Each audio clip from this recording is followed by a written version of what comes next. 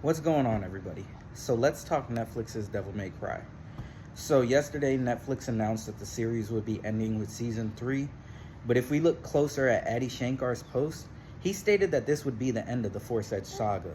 Now, everybody's wondering why, because he just said that he had a 10-year plan for the series, but if we look a little closer, it makes a lot of sense. If you look at his season 1 interviews, he was saying that he wanted this to be modeled after the Dark Knight trilogy.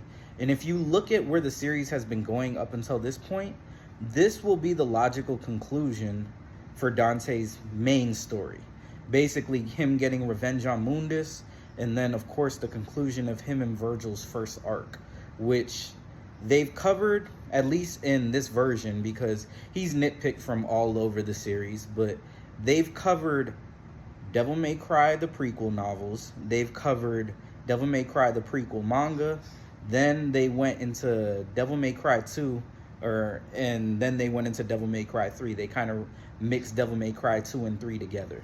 So, only thing left for Dante, where Dante is the main protagonist, is Devil May Cry 1, which, as we know, is the conclusion of his story, or his main story, where he gets the revenge for his mother. And obviously, and up until that point, he thought he killed Virgil.